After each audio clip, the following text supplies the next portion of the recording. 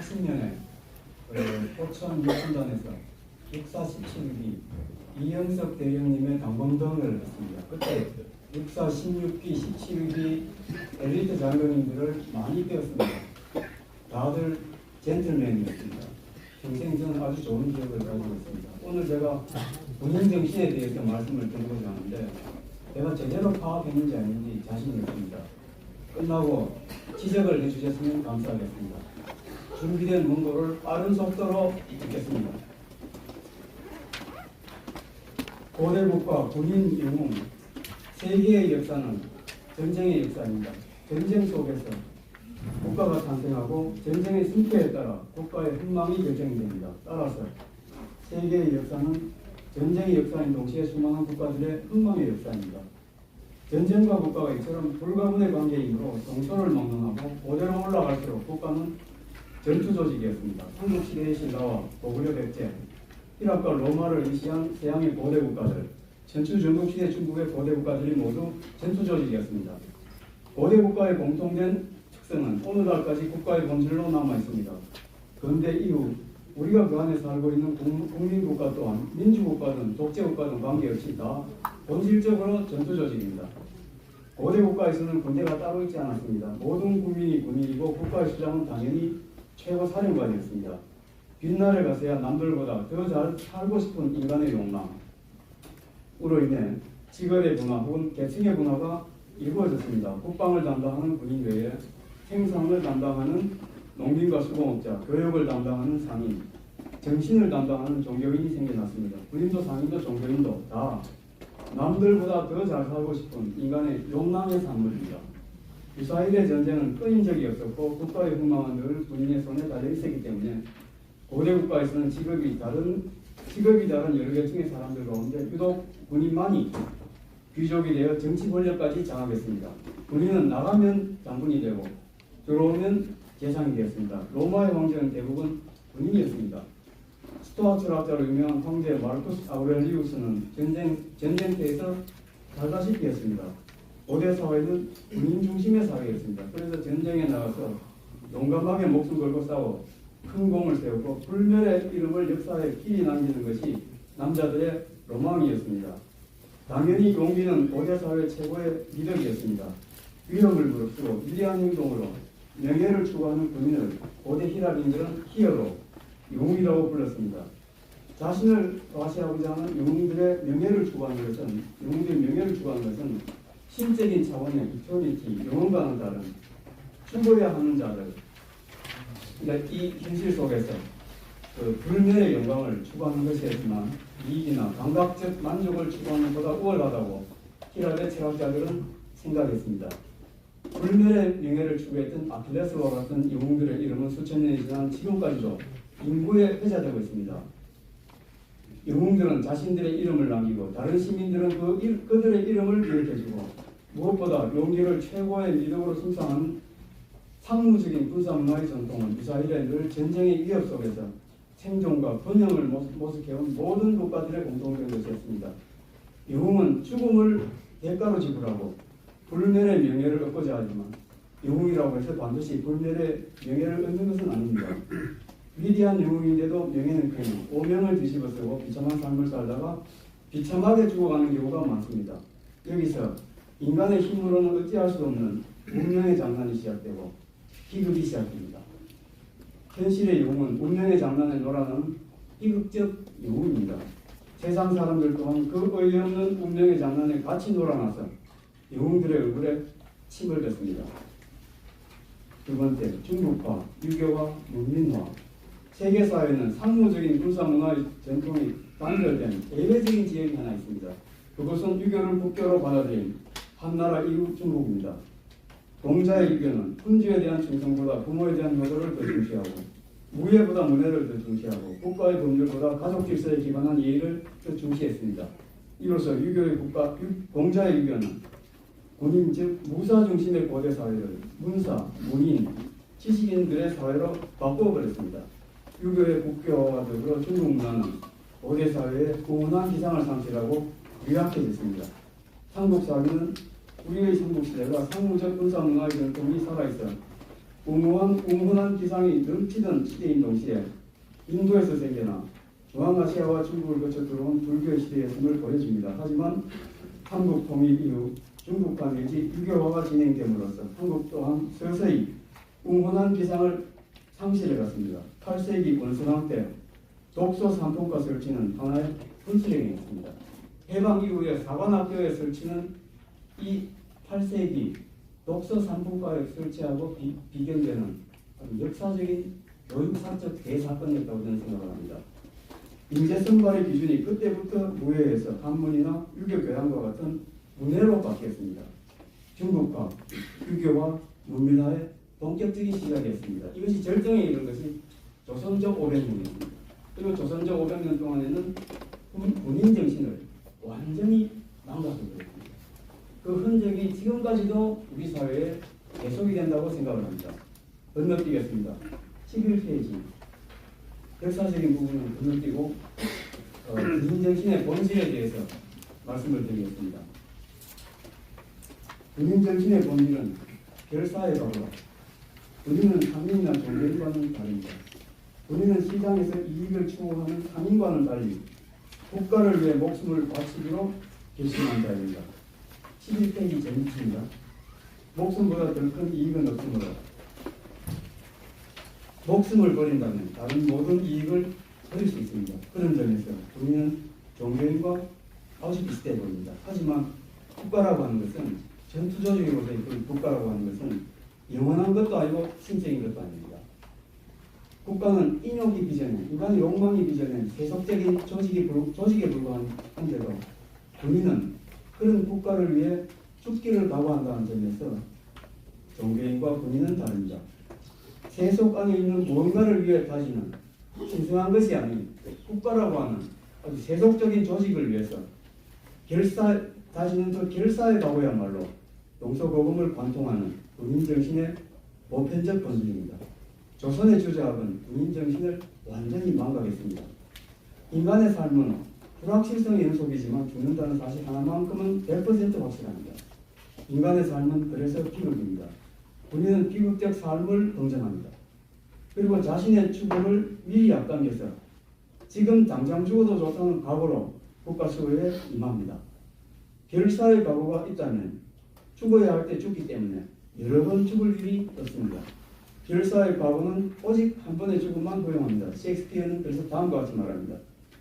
비급한 자들은 죽기 전에 여러 번 죽고 용감한 자들은 오직 한 번만 죽음을 맛본다. 줄리우스 카이사르라고 하는 비유에 나오는 대사입니다. 결사에 가고야말로 군인정신의 핵심에 해당하는 용기의 원천입니다. 세상에는 죽음보다 더 두려운 것이 없습니다.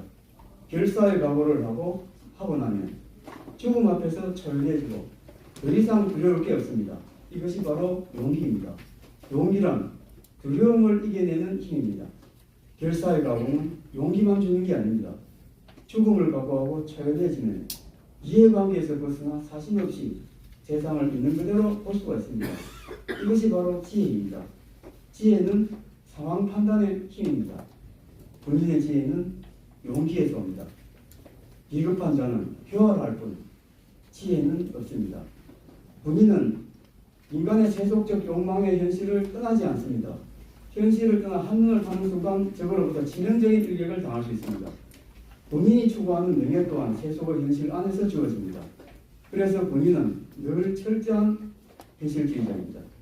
군인은 도덕적 선이나 사회적 정의보다 구체적 현실의 문맥을 더 중시합니다. 진정한 군인은 실현 불가능한 꿈을 꾸는 이상주의에 찬성하지 않습니다. 그러므로 좌파 군인은 저는 군인이 아니라고 생각을 합니다. 군인의 용기는 현실주의자의 용기이고 군인의 지혜는 현실주의자의 지혜입니다. 현실주의자의 지혜는 인간의 현실이 운명에 의해서 함께 지어지는 비극임을 긍정하고 현실의 제약 안에서 비극의 악화를 막기 위해 최선의 길을 찾습니다. 현실주의자의 지혜는 비극적 감수성이라고 할 수 있습니다.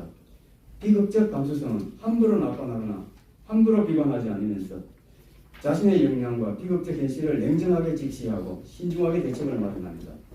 행동의 결과에 대한 책임감이 없는 용기는 만용에 불과합니다. 이처럼 결사의 각오가 용기와 지혜, 신중함과 책임감의 원천이 된다면 죽음은 삶에 대한 부정의 힘에서 삶을 위한 긍정의 힘으로 바뀔 수가 있습니다. 죽는다는 사실을 긍정하고 죽음을 미리 앞당겨 당장 죽어도 좋다고 각오할 때 죽음은 삶을 살리는 엄청난 힘의 원천이 될 수가 있습니다. 그렇다면 군인정신이야말로 죽음을 멀리했던 조선조 이래 주저하게 정신적 유산을 시원하게 떨쳐낸 다음 식민지와 분단, 전쟁과 빈곤으로 얼룩진 우리 근현대사의 비극을 돌파하는 힘의 원천이 될 수 있다고 생각이 됩니다. 실제로 한국 근현대사의 비극은 조국의 독립과 발전을 위해 목숨을 거는 수많은 군인들을 만들어냈습니다. 안중근이나 윤봉길도 사관학교를 다닌 훈련의 군인은 아니었지만 본질적으로 군인이었고 비극적 영웅이었습니다. 그들의 순국은 진정한 군인이 아니고는 불가능한 일이었습니다. 그런 뜻에서 평생 호의호식하기를 거절하고 조국을 위해 필사적으로 헌신했던 이승만 또한 정치가이기 이전의 군인이고 비극적 영웅이었습니다. 그 젊은 엘리트 군인들의 등장과 자유 대한민국의 건국, 개화 이래 지식인들은 상인과 종교인의 중요성을 인정하고 더 나아가 상인처럼 세속적 삶 안에 머물러 있지만 종교인처럼 죽음을 가까이하는 군인의 중요성도 인정했습니다. 근대화의 주체가 독립된 근대 국민국가라면 제일 먼저 군인을 키우고 군사력을 키워야 했습니다. 하지만 어떻게 키워야 하는지를 알고 있는 현실주의적 지혜의 소유자는 거의 없었습니다. 군사 문제에 대한 무신은 섣부른 무장투쟁론을 불러와 젊은이들을 의미 없이 사지로 몰아넣는 테러리즘을 낳았습니다. 일본은 동아시아에서 유일하게 군사 문화의 전통이 유럽 못지않게 유구하고 유럽 이상으로 찬란한 나라였습니다. 일본을 이기려면 일본의 군사학을 배우는 것이 필수였습니다. 군인 정신과 군사학은 국경을 넘어 보편적입니다. 하지만 일제 36년 동안 일본 육군사관학교나 만주군관학교에서 정식으로 사관교육을 받은 사관의 수는 다 합쳐봐야 60명 정도였습니다. 일본이 조선인의 사관학교 입교를 제한했다는 점을 감안하더라도 너무 적은 숫자입니다. 하지만 일본 사관학교의 수혜자들은 군사학적 실력에 있어서 타의 추정을 불허했습니다. 해방 후 우리 군정비의 육군사관학교와 해군사관학교의 모태가 되는 사관학교들이 세워졌고 공군사관학교는 건국 후에야 출범했습니다. 삼국시대 이래 처음으로 수많은 젊은 엘리트들이 건국의 주역이 되기 위해서 자발적으로 사관학교에 모여들었습니다. 그들이 받은 군사교육은 부실했지만 그들은 결사의 애국심으로 무장하고 있습니다. 이 젊은 건군의 주역들이 해방 공간의 좌우 대립을 극복하고 북한의 공산 침략을 막아내면서 60만 대군을 키워냈습니다. 50년대에 들어오면 3군 사관학교는 모두 사람들이 선망하는 4년제 최고 명문대학으로 발전했습니다. 사관학교는 모두 미국식 교육 시스템을 가지고 있었습니다. 한국의 대학들 가운데 자유민주주의가 가장 깊이 뿌리 내린 대학은 아마도 3군 사관학교일 것입니다. 그리고 국군 장교단의 우수 인력 약 1만 명이 미국 유학을 경험했습니다. 군부는 많은 문제에도 불구하고 가장 강력할 뿐만 아니라 가장 근대화된 세력으로 성장해 있었습니다. 이것은 통일신라 시대 이래 중국과 유교와 문민화가 완전히 끝났음을 알리는 동시에 조선시대에는 상상조차 할 수 없었던 군인 정신으로 무장한 새로운 엘리트 집단이 출현했음을 알리는 커다란 역사적 사건이었습니다.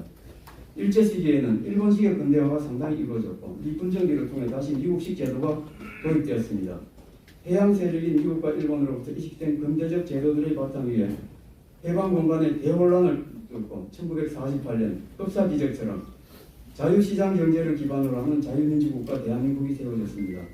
대한민국은 처음부터 자유의 나라였습니다. 이승만은 정부 수립 기념사에서 민주정치의 기본 조서는 개인의 근본적 자유를 보호하는 것임을 강조하고 또 강조했습니다. 하지만 개인의 근본적 자유는 학생 지식인들을 위한 유시한 국민들로부터 제대로 이해되지 못했고 충분한 지지를 받지도 못했습니다. 학생 지식인들은 일제시대 이래 개인과 자유를 용납할 수 없는 민족주의와 사회주의 두 이데올로기에 깊이 경도되어 있습니다. 6.25 이후 강력한 강공정책에도 불구하고 학생 지식인들의 작용하는 오늘의 이르기까지 고쳐진 적이 없습니다. 반면 개인의 근본적 자유를 소중히 여기는 자유주의자들의 수는 일제시대 이래 오늘의 이르기까지 소수입니다. 자유주의자들 또한 대개 민족자들이기도 했지만 그들의 민족주의는 사회주의를 지지하는 학생 지식인들의 민족주의와는 결이 매우 달랐습니다. 게다가 식민지와 분단과 전쟁이라는 비극에 대단한 해당하는 절대 빈곤은 개인의 근본적 자유를 무의미하게 만들었습니다. 자유가 꽃을 피우려면 재산을 소유한 개인들이 일정 규모 이상의 시장을 형성해야겠지만 미국 원조 없이는 먹고 살 수조차 없는 절대 빈곤 상태에서는 그런 개인이나 그런 시장을 기대할 수가 없었습니다. 이승만 정부의 자유주의적 지향은 정부 기능마저 약화시켜 부정부패를 조장하는 부작용을 초래했고 이로 말미암아 사회 불안이 더 가중되었습니다. 자유를 향한 이승만의 신념은 확고했지만 질서 유지와 좌경 세력의 통제를 위해 권위주의적 정치가 불가피하다고 생각됩니다. 자유는 저절로 주어지고 저절로 지켜지는 것이 아닙니다. 자유는 때로는 자유를 위한 투쟁을 요구하기도 하고 때로는 자유로부터의 후퇴를 요구하기도 하는 길고 복잡한 발전 과정의 산물입니다. 자유의 그 길고 복잡한 발전 과정이 바로 건국 이후 오늘날에 이르기까지 대한민국 현대사의 전개 과정이라고 할 수 있습니다. 이승만 정권은 자유의 나라의 형식적 기초를 닦고 그 기초를 북한의 침략으로부터 지켜냄으로써 자신의 역사적 소임을 다했습니다. 이승만 정권 다음에는 개인의 근본적 자유가 꼽힐 수 있는 실질적 기초를 닦는 데 군인정신으로 무장한 엘리트 군부의 역할이 결정적이었습니다. 7번째, 리버럴리즘과 밀리터리즘의 결합. 리버럴리즘과 밀리터리즘은 한국으로 들립니다. 자유롭게 생활하던 대학생이 군대에 가면 항명하복의 위계 질서 때문에 질식할 것 같은 느낌을 받습니다. 자유와 군대는 양립불가능하다는 생각을 아니할 수 없습니다. 밀리터리즘과 리버럴리즘의 결합은 군인 중심의 고대 사회를 생각하면 일리가 있을 수 있지만 오늘날 20세기 세계사의 상식은 밀리터리즘은 파시즘과 군사 독재와 가깝습니다. 그런데 한국 현대사에서는 그런 상식이 깨어집니다. 한국 현대사는 그런 상식에서 벗어난 거의 유일한 대외의 역사일지도 모르겠습니다. 한국의 군부가 분단된 한반도 남쪽에서 대외의 역사를 만들어낸 세계사적 기적의 주인공일 수 있었던 결정적인 이유는 도대체 무엇일까? 1961년 군사혁명 이후 박정희 장군을 위시한 한국의 군부가 경제개발을 통해 절대 빈곤 상태에서 벗어나 70년대 말 자신들의 조국을 중진국 단계로 끌어올림으로써 자유의 실질적 기초를 닦는 데 결정적 기여를 할 수 있었던 것은 국가를 위해 기꺼이 목숨을 바치겠다는 그들의 투철한 군인정신 덕분이 아닐까 생각이 됩니다. 1987년 전두환 정권과 한국의 군부가 자신들의 조국을 선진국 직전 단계로까지 끌어올려 놓은 다음 자신들의 권력을 흔쾌히 내려놓고 깨끗이 물러난 것도 20세기 세계사에서는 처음 보는 희한한 사건이었습니다. 이 같은 동성신태의 자세 또한 그들의 투철한 군인정신 덕분이 아닐까 생각됩니다. 이 같은 추측이 옳다면 한국의 군부만큼 군인정신의 투철한 군부는 세계 어느 나라에도 없었다고 봐야 합니다. 한국의 군부는 권력을 잡고도 투철한 군인정신 덕분에 권력을 탐하지도 않았고 부패하지도 않았습니다. 군사 독재 정권이라는 좌파의 흔한 평가는 한마디로 말해서 어불성설입니다. 군인정신 외에도 한국의 군부는 기본적으로 자유주의적 지향을 가지고 있었습니다. 6.4 11기 이후 이른바 신군부는 미국식 사관교육을 철저히 받은 탓에 미국식 자유주의가 몸에 배어 있었습니다. 일본식 사관교육을 받은 박정희는 젊은 시절 한때 사회주의에 기울었으나 수군에서 살아난 다음 사회주의를 버리고 50년대 아니면 5.16 이후 어느 시점에서 자유주의자가 되었던 것으로 보입니다. 박정희는 70년대 유신 시절에도 철저한 자유주의자였습니다. 이 사실을 기억하는 사람들은 거의 극히 드물거나 거의 없는 걸로 알고 있습니다. 개인의 자유를 가장 근본적인 가치로 생각하는 자유주의는 남들의 구속을 벗어나 자유롭고자 하는 세속적 인간의 욕망에 다른 어떤 철학사상보다 정직합니다. 진정한 자유주의자들은 변화하는 인간의 욕망의 현실에 주목하고 그 이상의 어떤 이데올로기도 요구하지 않습니다. 그러므로 자유주의자들이야말로 가장 투철한 현실주의자들이라고 할 수 있습니다. 자유주의자들은 시장에서 남들보다 더 많은 이익을 얻으려는 상인의 욕망도 인정하는 한편 그런 현실을 넘어 고운한 정신의 세계를 추구하는 종교인도 존재합니다. 자유주의자는 자유를 부정하는 자유의 모든 자유를 다 긍정합니다. 한국의 군부가 자유주의의 신봉자들이었다는 놀라운 사실은 아직 거의 알려져 있지 않습니다. 하지만 그것은 어김없는 진실입니다. 본인이 권력을 잡으면 안 된다는 학생 지식인들의 근거 없는 좌파적 선입견이 한국의 군부를 파쇼 집단으로 만들었습니다. 그런 선입견은 아직도 맹위를 떨치고 있습니다. 군인들은 현실주의자들인 반면 학생 지식인들은 대개 이상주의자들이었습니다. 앞서 말했듯이 일제시대 이래 학생 지식인들을 사로잡아온 민족주의와 사회주의는 인간의 욕망의 현실과는 거리감은 이상에 불과합니다. 현실 속에는 개인들의 욕망과 경쟁만 있을 뿐 민족이나 민중과 같은 공동체라든가 민중이 주인이 된다는 뜻의 민주는 엄밀히 말해 있었다고 보기 어렵습니다. 여덟 번째, 5.16 군사혁명의 역사적입니다. 독재와 부정선거의 항거에서 일어난 4.19 학생부의거는 현실 속에 있는지 없는지도 불분명한 민족이나 민중 혹은 민주를 추구하는 이상주의적 학생 지식인들의 작품이었습니다. 그 결과는 대혼란이었습니다. 대혼란의 와중에 자경 세력마저 재등장했습니다. 어느 것도 자유의 실질적 정진에는 도움이 되지 않았습니다. 그대로 가면 결과는 뻔했습니다. 가장 강력하고 가장 근대화된 애국적이고 자유주의적인 군부 세력의 책임감을 자극하기에 충분한 상황이었습니다.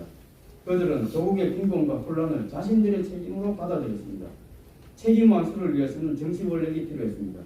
그 정치 권력은 그들을 위한 권력이 아니라 조국을 위한 권력이었습니다. 책임감에서 생긴 권력 의지가 그들을 혁명으로 이끌었습니다. 그걸 어떻게 증명하느냐고 묻는다면 저희 대답은 아주 간단합니다.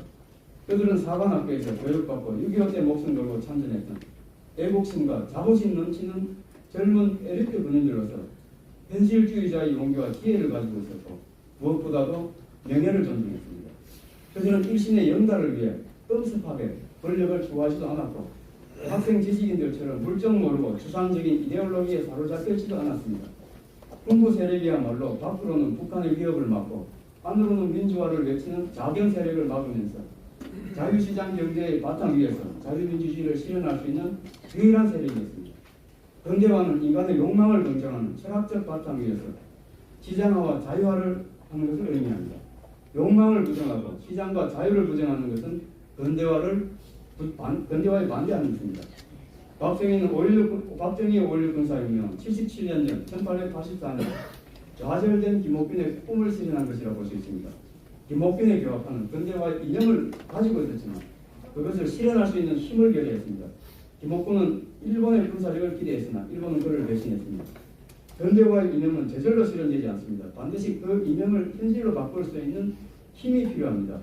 5.16 군사혁명에서 근대화의 이념과 그것을 실현할 수 있는 힘이 만난 역사적 사건이 5.16 군사혁명이었습니다. 그런 의미에서 5.16 군사혁명은 1868년 일본의 명치 유신에 비견될 수 있습니다.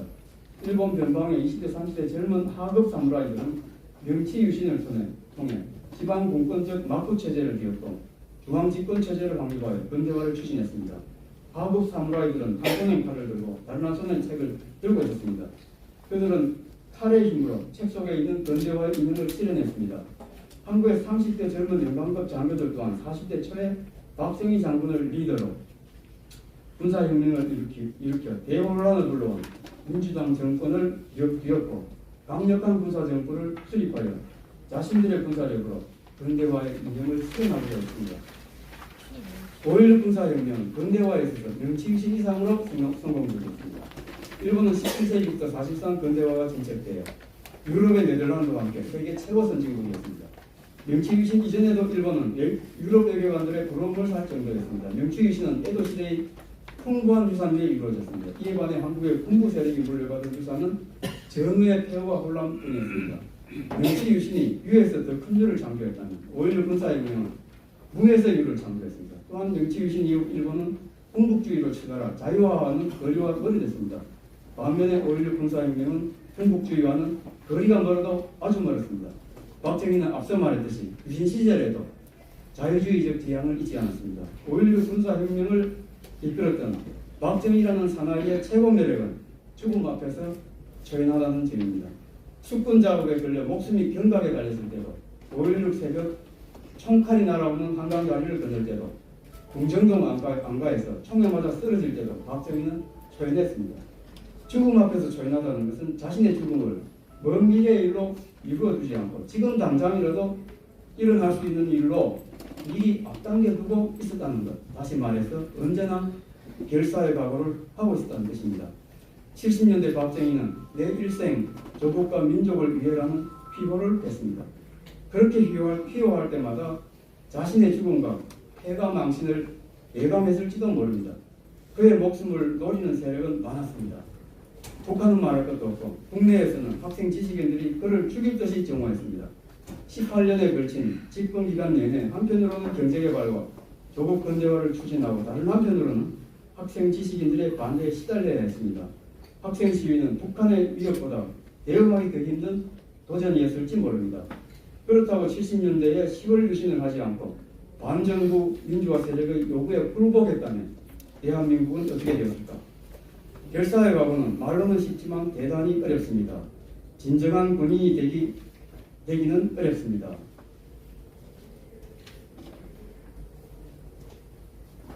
그는 한 번도 박정희는 대통령이 되기 전에도 대통령이 된 후에도 결사의 각오를 다지신 진정한 군인이었습니다. 그는 한 번도 자신의 권력을 위해 좌고우면하는 정치가였던 적이 없습니다. 결사의 각오야말로 박정희가 보여준 용기와 지혜, 책임감과 신중함의 원천이었습니다. 결사의 각오가 확고해지면 명예에도 관심이 없으십니다. 유신 시절에 박정희가 그랬습니다. 그는 뒷날 누군가가 자신을 알아줄 거라고 기대하지 않았습니다. 내 무덤에 침을 뱉어라. 그는 말했습니다. 그는 하늘나라에서 조국과 민족을 위해 자신이 해야 할 일을 다한 것으로 만족해하지는 않을 듯합니다. 아마 아직도 걱정을 놓지 못하고 있을 것입니다. 전두환의 군인 동생 그리고 33년간의 몰매 박정희라는 영웅이 비극적으로 쓰러지자 정치에는 관심이 없던 전두환 장군이 뒤를 이었습니다. 전두환은 박정희가 가장 아끼던 군인이었습니다. 박정희는 쓰러지기 수개월 전 관례를 무시하고 전두환을 보안사령관에 임명했습니다. 전두환은 보안사령관으로서 목숨 걸고 시해 사건을 철저히 수사해야 했습니다. 계엄사령관을 체포하기 전날 전두환은 가족을 모아놓고 결심을 밝혔습니다. 자신과 가족의 안녕을 위해서라면 12.12는 절대로 가서는 안 될 패가 망신의 길임을 어렴풋이 예감했을지 모릅니다. 가족의 동의를 얻고 전두환은 직진했습니다. 전두환은 박정희와 마찬가지로 정치가의 좌고우면과는 거리가 먼 조국을 위해 결사의 각오를 다져온 군인이었습니다. 그는 공수부대를 가장 좋아했습니다. 장군이 되고 공수부대장이 된 다음에도 제일 먼저 비행기에서 뛰어내렸습니다. 창공에 몸을 던질 때 조국을 위해 모든 걸 바치는 느낌이 들어 좋았다고 했습니다. 그는 신혼 초부터 군인의 아내는 남편이 아침에 출근해서 저녁에 돌아온다는 안이한 생각을 해서는 안 된다는 말로 아내를 교육시켰습니다.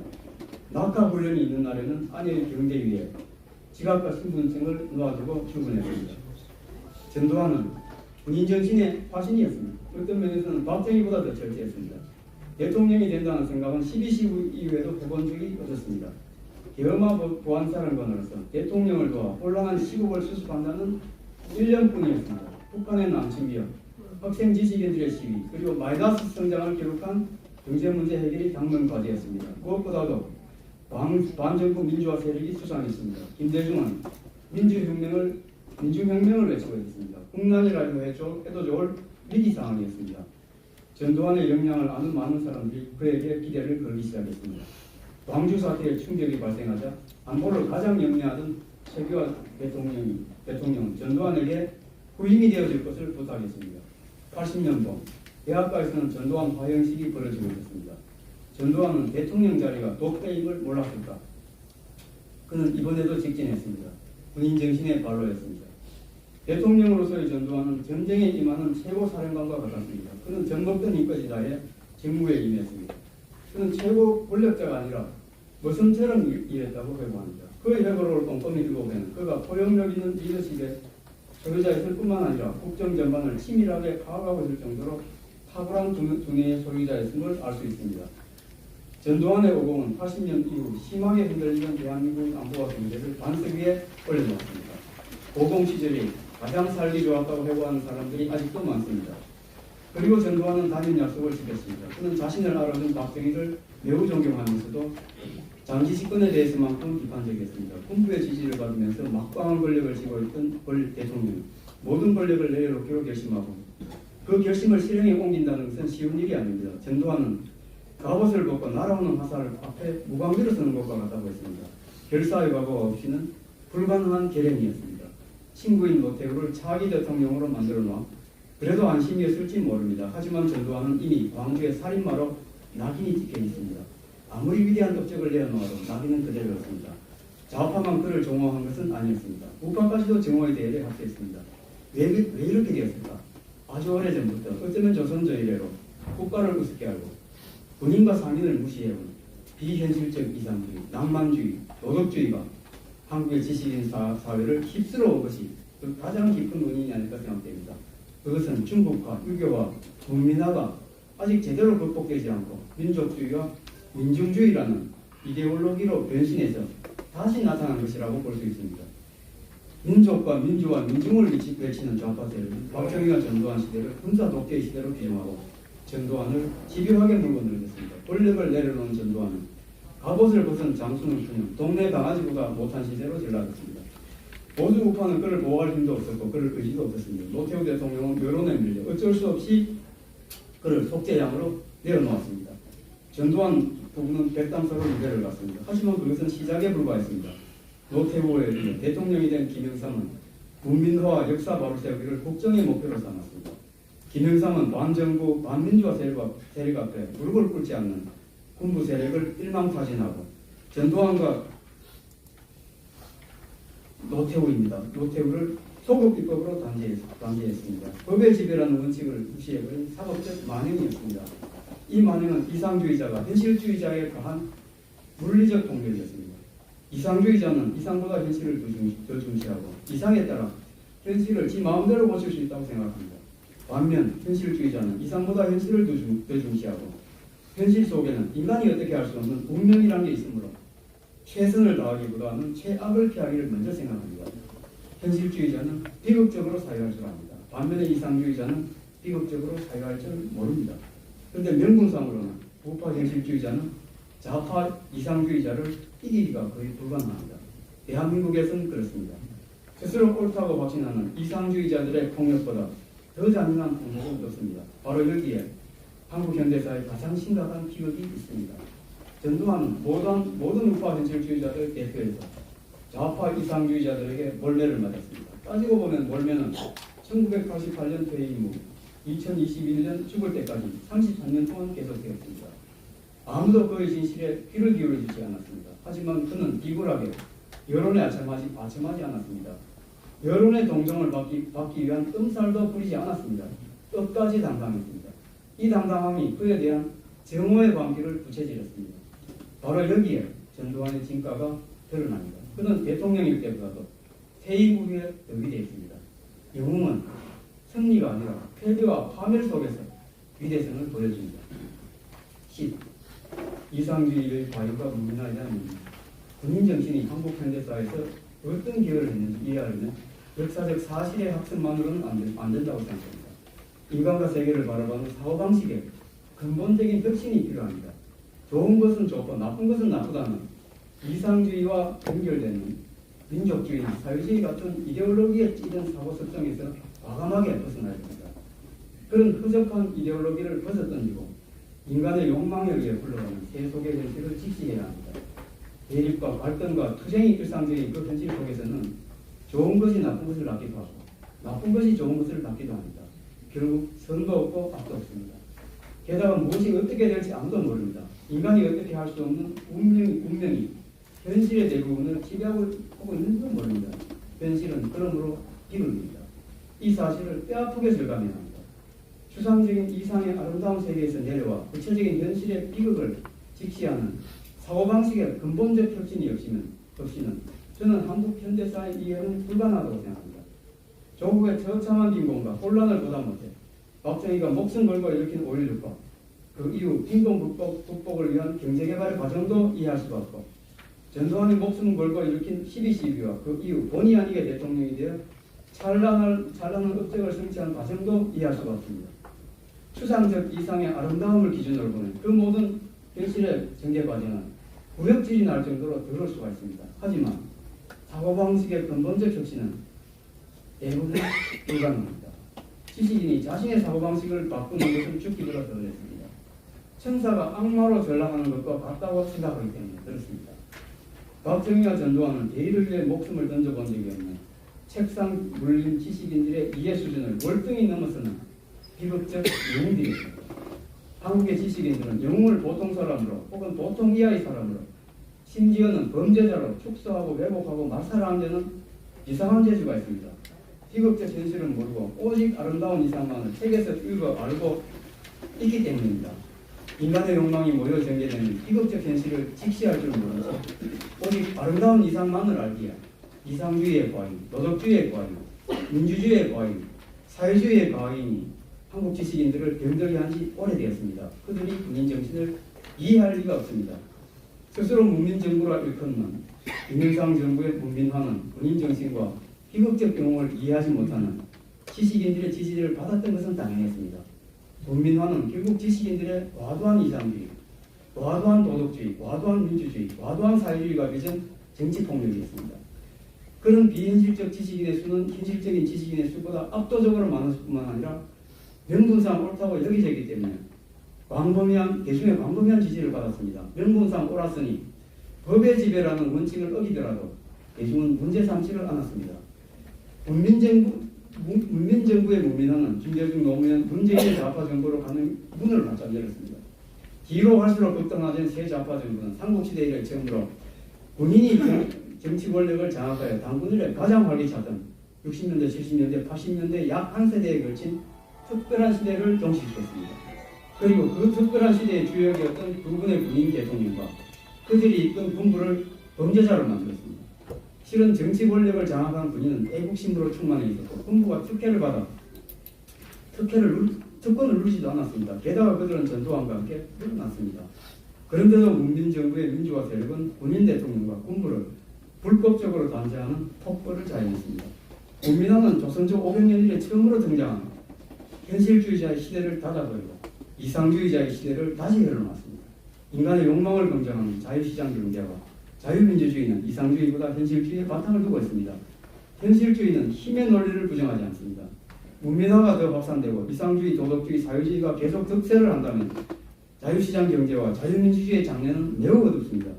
갈수록 힘의 논리를 부정하고 무기력을 예찬할 수도 있습니다. 자유시장 경제와 자유민주주의가 퇴조한다면 대한민국의 힘, 다시 말해 대한민국의 군사력과 경제력과 정신력이 급격히 줄어들 것입니다. 인간은 힘이 없이 살 수 없습니다.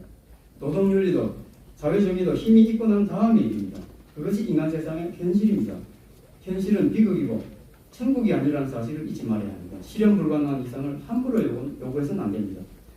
그것이야말로 진짜 무서운 폭력일 수가 있습니다. 이상입니다.